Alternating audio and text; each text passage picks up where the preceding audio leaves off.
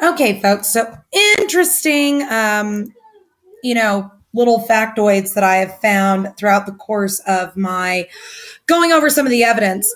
Now, the Uyghur and Rimiker phone call, the best that they were able to deduce the date that that call was made was around the 4th of November of 2005.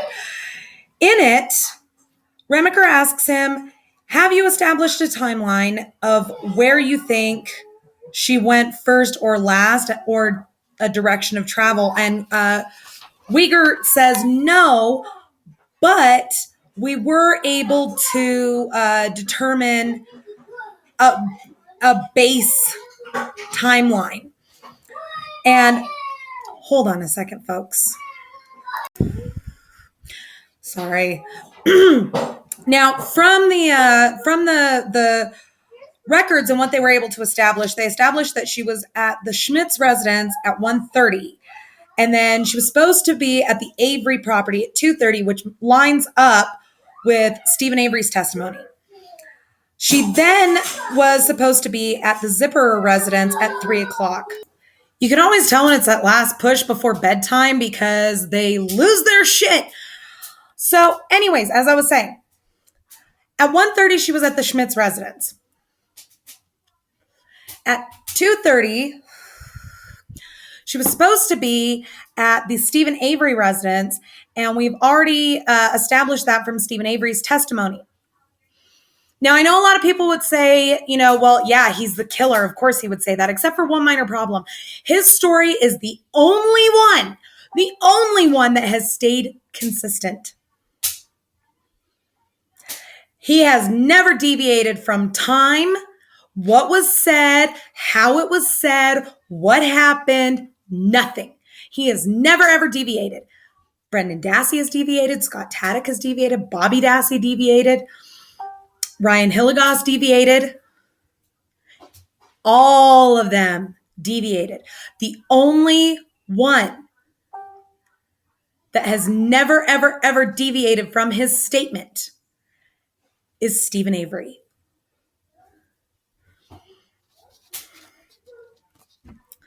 Now, at 3 o'clock, she was supposed to be at the George Zipperer residence.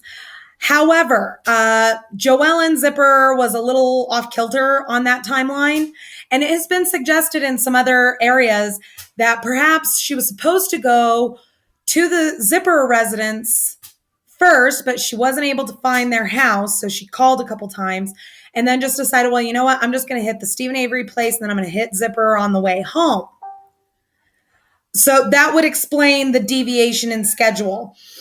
At 2:12 p.m., there was an incoming call from the Zipperer residence that lasted 7 seconds. So that sounds like a voicemail. And then at 2:27 p.m., there was a voicemail access from the cell phone itself. Now, get this. This is what has been bothering me, because cell phones, even back in 2005, had a certain amount of GPS capabilities. And Dietering did get the phone records, the tower locations from where those calls were made. Where are they, Dietering? Ollie, Ollie, Oxenfree. Now, Joellen Zipperer stated that Teresa Hallbach was at her house at 3 o'clock. If this timeline holds true, which is roughly 2:30 at the Avery property and then 3 o'clock at the Zipperer residence, that means that the entire case is completely biased and bullshit. Now, true, I'm still pinging that around. I'm trying to pin that down, okay? So don't bust my chops for this shit. But so far, it's the most plausible explanation. However, I realize that there are some jockeying of positions. If we could get those cell phone tower pings, then we can figure shit out from there. Now, here's something interesting that I noticed in the prison logs. Stephen Avery is on prescription medication. What for? Maybe to make him nice and docile? because they know he's pissed because they know they railroaded him. Now, here's another little tidbit that a lot of people didn't notice in the initial go through of the evidence. There was a flashcard in the cargo area of Teresa Halbach's car.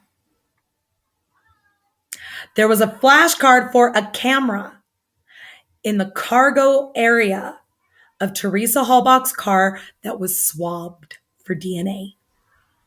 That is the only mention I have seen of it in any of the records, which in and of itself is suspicious, because if they checked it and they found something on there or they didn't find a fucking thing on there, they would have logged it. They would have said flashcard, nothing of note, blah, in a report somewhere. I have yet to read all of the reports because not all of them have been released, I'm assuming. But what if there was something on that flashcard, folks? There is testimony from a witness that saw Teresa Halbach after she left the Avery property, stopped on the side of the road taking a picture of a cow. If that cow picture is on that flashcard, it blows the case to shit. Man, I can thank my buddy John for that little tidbit of information. If there is a picture of a cow on that flashcard, where's the flashcard, Peterson? Where's the flashcard, Kratz? What was on it? Huh? If there's a picture of a cow on that flashcard, that blows the case completely to hell. Where's the flashcard? That's my question to you, folks. That's your homework assignment. Let's see if we can't find that flashcard mentioned anywhere other than the DNA laboratory reports, evidence collection reports. Let's see if we can't find it mentioned anywhere else, folks. I will do some more snooping. We'll see you next video.